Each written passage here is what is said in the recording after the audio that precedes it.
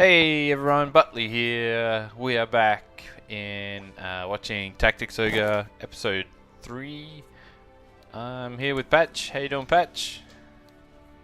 I'm pretty good. I just noticed that some of your characters have love hearts next to their names. Right, so they are... There's a bit of a live system when you get knocked down in battle. You get Oh, 3 right. lives, and yeah, once you have none left, they leave. They're gone for good. So basically, you can sort of die Like, 3 times per character.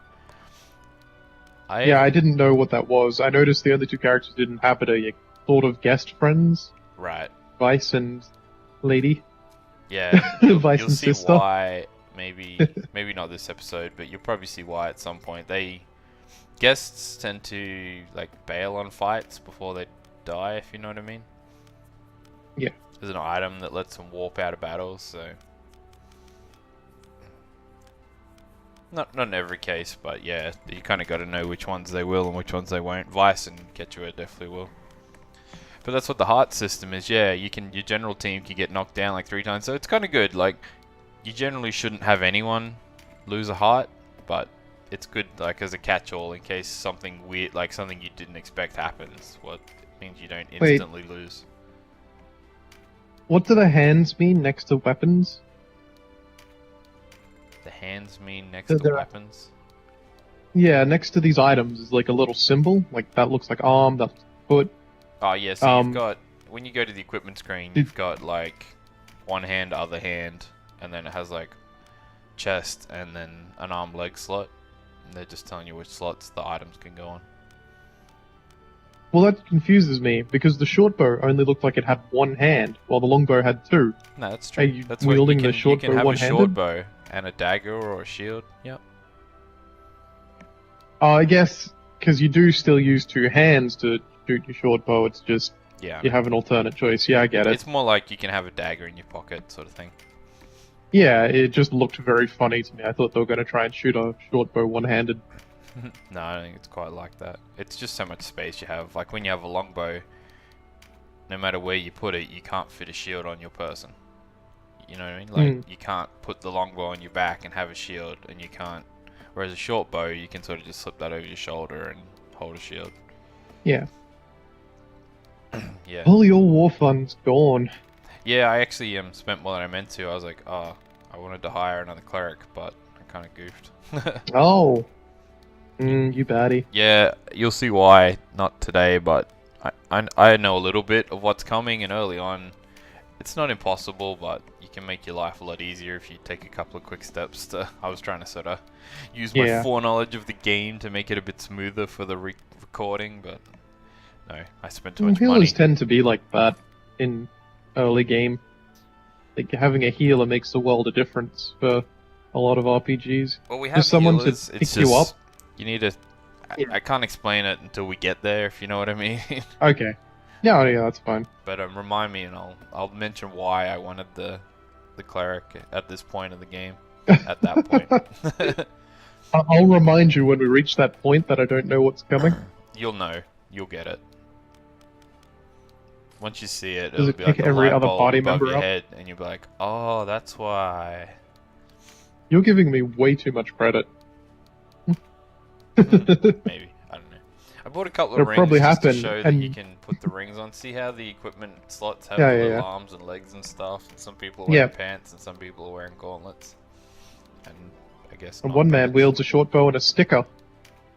Yeah, I actually think I take that off here. That's what I'm doing, I think. Because every item better you do. wear adds to this RT, which is in the top right of the screen, and that's like Yeah. time between movement. So a higher RT is bad. So I took that Ah. sticker off, and she lost 2 RT. So it's like she gets to attack more often. Yeah. Because it's an archer. I don't want him to stab. I want him to run away and archer. And the way that the movement works, Yeah. you can like even if someone gets in your face, you can generally move far enough away and still bow them in any, you know. Yeah. And if he gets stuck, then that's just poor management on my part. So yeah, I'll accept Well, I'm that. glad you're owning up to it now. You're Well, owning at up least to without it the in sticker, advance. he gets to move quicker again, so he can run away sooner. Or she, rather. I'm kind of looking around. Oh, this is, yeah. I bought all these spells. Can't use all these spells, but they're just level spells. You need to be like level 3 or 4 to use them, so I just taught them to the people. I'm not going to get too bogged down in specifically what I'm teaching and when. So you can see Getchua had 5 spells, but you can only use 3 of them and stuff like that. Yeah, well, I mean, I get the crux of it. You're giving them spells to help you later on. Yeah, well, it's more like, yeah, I'm gonna... The thing is, you go so many quests without shops. Now, you can go back to those shops at any time, but if I'm on, like, a particular quest and I need to do 2 or 3 battles, I tend to not shop until the end, because otherwise you get into that really, really pedantic, oh, I must optimize after every single battle, and it will drive you insane in a game like this, so... I am very much like that in some of these games. Yeah. I'll either care too much or not care at all. Right. And I'll do a battle, go to the shop, switch out the one item, go back, do another battle, go back, you know, back and forth constantly. And I think there's a time It'll and be a like, place. oh, this person just leveled up.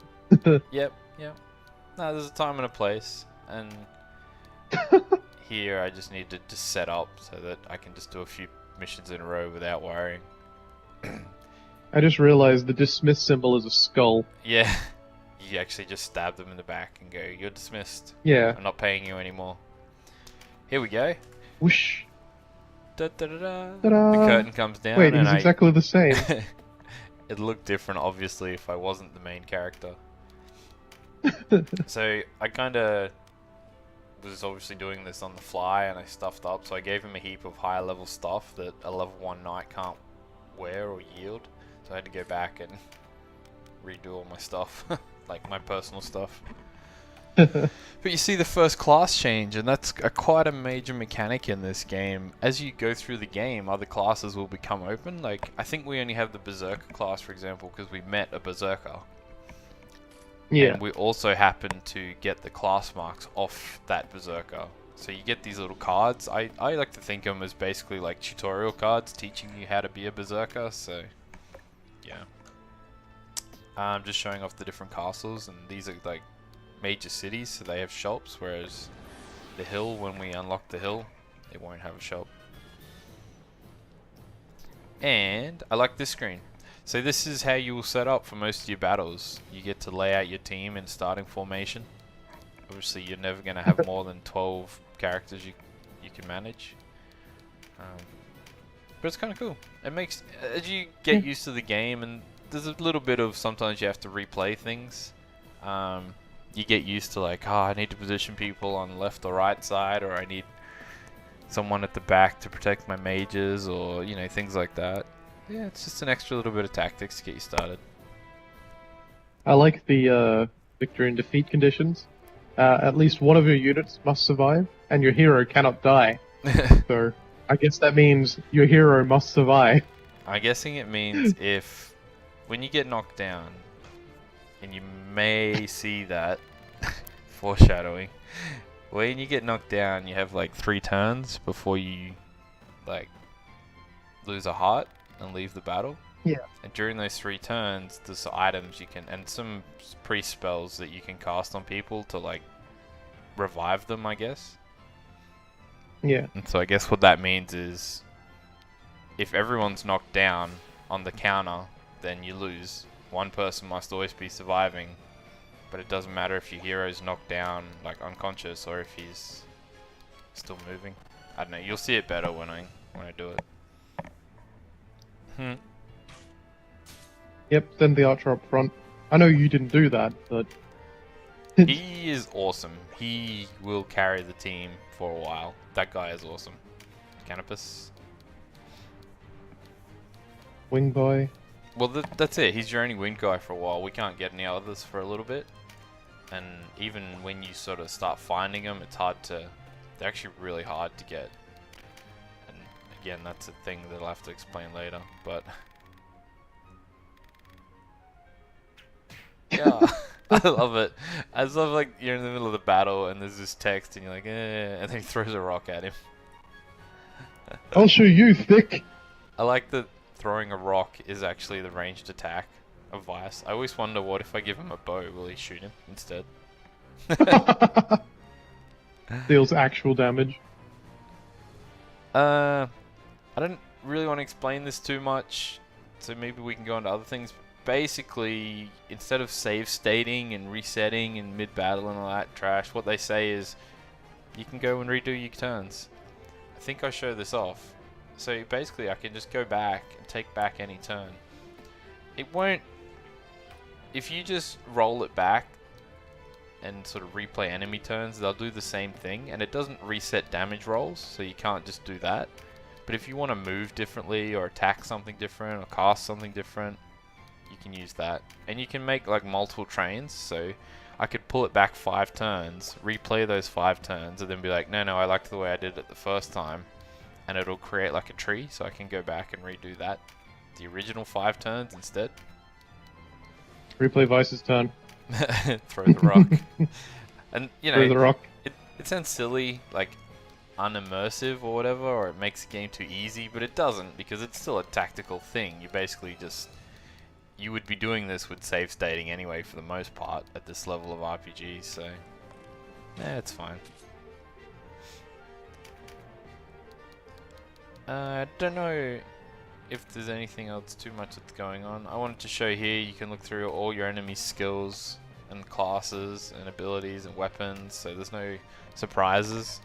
Everything's on the table, you've just got to fight. So their wizard barely has any spells.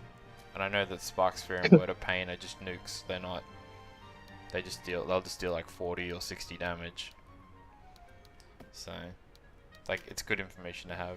See, you can use both. You have to get the ability for both types of magic. You generally won't have a wizard, I don't think, that knows more than 2 facets of magic, because you can only have 10 abilities, and wizards need some of the other abilities, like you can get extra damage or extra mana or whatever. So anyway, that's all stuff that'll come later, and it's all part of customizing your team too. Ugh. And here's my first big mistake. I'm like, here, take the Valkyrie, who... Oh, he's a rune fencer, sorry. The women are called Valkyries, the men are called rune fencers. I don't know why. Is Valkyrie a female, like a gender term? I don't know. Anyway. Oh yeah, Valkyrie is the big Norse warrior women. Yeah, fair enough. Although I don't think they actually were a thing in Norse mythology. I think it was something that was invented over time from like a single word or something. Yeah, sort of like how you get things attributed to things that they're not really. Like this is sort of a Norse thing, but I don't think there was ever really like a lot of reference to it. It might have just been said once. Fair enough. But they're like Norse warrior angels, essentially. Yep. So they are meant to be specifically female. I guess that's the point. Yeah, they are. I like the choice that there I made. If you attack people head on, there's a greater chance to block. But sometimes if you have elevation differences, there's also a greater chance to block or deal more damage. So I decided to face him head on there. First real mistake, obviously my Mr. Rune Fencer, he went too far forward. He's not a tank. He is a sort of hybrid damage mage guy. And yeah, I shouldn't have sent him out there in the middle of all of them. Fortunately, Canopus takes down that 1 damage. Yeah, you know, because he's going to carry and stuff. So, anyway, you've seen just about everything that's going to happen in this battle. As you can see, Habran, or whatever his name was, the Rune Fencer, he's down for 3 turns. So, I've got 3 turns to sort of revive him. Otherwise, he leaves the battlefield and loses a heart. That's what we were talking about, the heart mechanics and stuff before. Yeah. But you pretty much know this fight's just going to play out now. We're going to just move around and slowly pick them off. We've got the priests, the 2 priests, so they should be enough to keep us quite sustained, and we deal a heap more damage now we've got Canopus, because he just brings an extra 40 or 60 damage every turn. He's pretty awesome. Well, did you want to talk about something a little different for a Yeah, minute? we were going to talk about other things when we had the chance. So, what topics are on the table Yeah. today? Well, I recently found out it was a bunch of tweets by a company called Big Bang Comics. They're a shop for comics. They talked about there's a new Marvel comic coming out, Champions. It's meant to be like a big flagship title.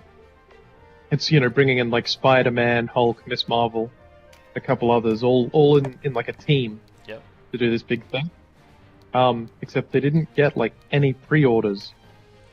Many of them were reporting that they were buying stock and they were selling very little of it, or they were underbuying stock and selling like only just enough of it.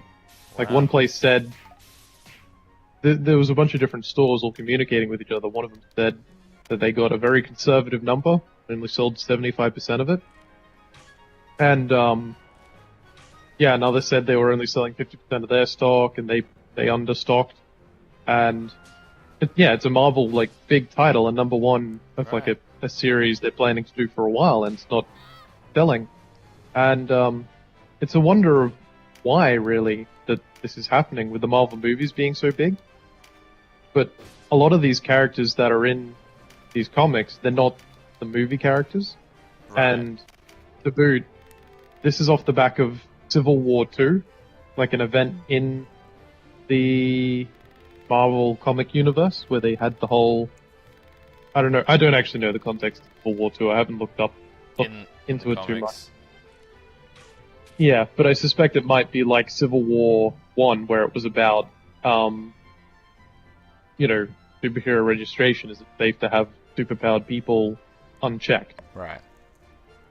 But that apparently wasn't... I don't know. I suspect it wasn't too popular. Like I said, I don't know too much about it, but there was that, and now there's this. And neither of them are doing particularly well. And it's a wonder, like, how are things going so bad? Like, what's changed in Marvel that's caused this? I mean, these comic sales to drop? Not directly related to that, but I can understand the, I guess, teething process that Marvel is going through right now. They have quite clearly been changing their comic book, what do you call it? Not distribution, or the comic characters that they use, or the stories that they write. They've been trying to make a lot more parallels between that and the cinematic universe. And they have, like you say, the revival of Spider-Man, for example, is probably...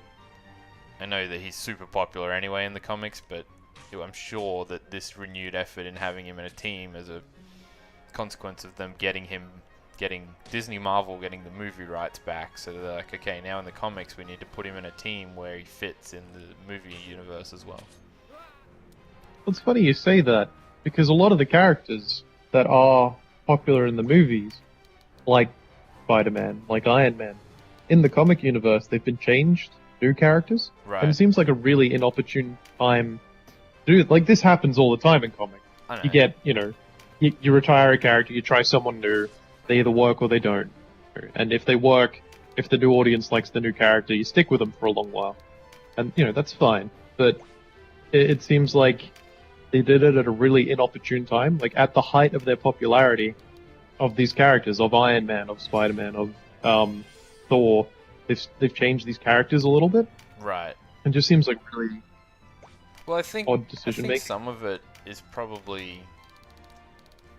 I don't know, I guess, like I say, it's teething for one. So what they're trying to do, I think, is set up characters for like the next, say, 10 years, Like, if I don't know, right? This is speculation, but I imagine that the popularity of the current Avengers on the movie scene, they're just the ones that sort of stuck and were a thing at the time, Like, I get, say, Thor is a comic book character, but is he in, like, all of the comics? Is he one of the main Avengers in the comics, in the one of the original Avengers? I believe so. Is Iron Man as big a deal as he is? Remember in the Iron Man movies, before like the Avengers was like the first sort of glimpses of seeing Samuel L. Jackson as Nick Fury in that, and they were like, Tony Stark, you're too reckless. We're going to just have you on contract. And at that point, I have a feeling like they were thinking, well, we're probably not going to do Iron Man because he's not part of the comic book Avengers, the original ones. But then the movie was so big, they were like, we kind of have to. Well, and that's what I mean. I no, kind of feel almost... like some of what they're doing now is because these are just the people that were relevant at the time. Not necessarily they are the long-standing, most common Marvel characters. I don't know if that makes Actually, sense. I feel the opposite, because Iron Man seemed to be the starting point. Wasn't that like the first time that they did a stinger leading to the next one? They had the Iron Man right? that ended with the hammer being found. I don't know much about the comic book world, but is Iron Man as big a part of the Avengers in the comics as he is in the movies?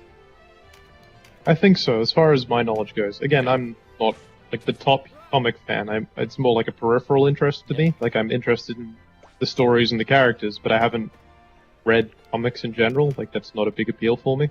No, that's fair enough. I'm just not sure. I just feel like when they first started, they sort of stumbled upon how big a deal the comic book universe, the cinematic universe was going to be, and they are only now sort of getting to and then whoever they had at that time, that's who they got, and they did. Like, they had to do Captain America and that, and got a few of those in there, and then they had to run with it because they were the ones people wanted to see. And now they're saying, we've got the opportunity to set up the comics so that when we roll them into the cinematic universe, we've got that, like, it's prepared. Yeah, that's one thing I will say. What they've done in changing all those characters is now, like you said, in 10 years' time, when it rolls over, and people are like, no, we've seen Iron Man for, 5, 6 movies now, because we've seen him in all the Avengers, we've seen him in all his own movies. When you've seen enough of Iron Man, they can, replace him, and with this character that they've set up in the comic, and the character will have a small following, they'll have some, not notoriety, the opposite, some, fame. Right. Well, so let me pick a good example. So I think you mentioned Miss Marvel. Yeah. So she's going to be part of this new group, say Champions, or what you referred to them as. Yeah. So they're like, yeah, it was Champion. We need more diversity. So Black Panther is a thing that's going to happen. Miss Marvel is a thing that they're like, well, we're going to turn this into a movie one day. So we need to start establishing a path forward with these characters. Like you say, changing the comic book version of Spider-Man. I don't know. I don't think that was directly related to this, but you could say that they had this peripheral vision.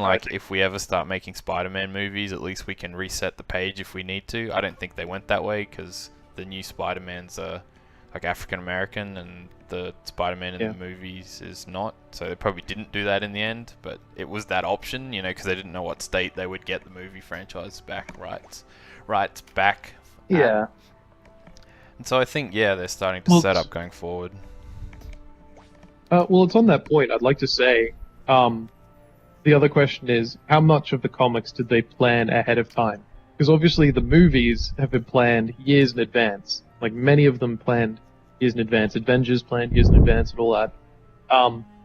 So how far ahead did they plan comics? Because a lot of this could just be coincidence. They could have planned before the Marvel Cinematic Universe took off. They could have been planning 5 years ahead of time. Like, okay, here's what we're going to do for Spider-Man. We're going to take him in this new direction. Or, 5, 10 years. And they're like, we're going to take him in this new direction. We're going to do it with Miss Marvel. Iron Man, we've had him for so long. Time to put someone else in the Iron Man suit. And I think that's exactly what they did. And that's my point. Now they're at the stage where they're like, okay, we've kind of run out all the comic book stuff that we were going to run out. Now we have a chance, now's our chance to set up with respect to knowing what the movies are going to be at the same time. I don't think they've had that parity before, but now they are. I actually really agree. I think with the comic book characters, for these movies, you should take the few most significant parts of their life. Like, for Peter Parker, you've got his origin story. Then you've got, spoilers, but not spoilers, because everyone knows it by now. Gwen Stacy, Yep. Falling, and he tries to catch her and she dies. Yep. That Like, you take these key moments from the characters and you turn them into great movies. And then once you're done with all those great movies, you retire the character and you bring in the new character and all their moments. And there's an idea there where you can keep this going basically forever and always keep it pretty fresh because you're always bringing in a new character, you're always bringing in like a new story that you've tried and tested in the comics already and proven to be popular, and it's something that can translate easily to a movie audience, and that's a good idea, but it's a matter of will it work and is that their plan? And it helps cut down on, say, like movie fatigue. Like, let's say Rob Downey Jr. is great. Or Yeah, we'll have to wrap up in a I think sec. we might be out of time. Yeah, it's alright. I'll wrap Okay. up pretty quick. Oh yeah, no, Imagine like Johnny good. Depp. People love Johnny Depp, but we probably got saturated Yep. by him. Rob Downey Jr. is the same. He's Yep. great, but the more we see him, the less effective that particular Tony Stark brand of humor and wit and whatever it wears, right? And so, Yep.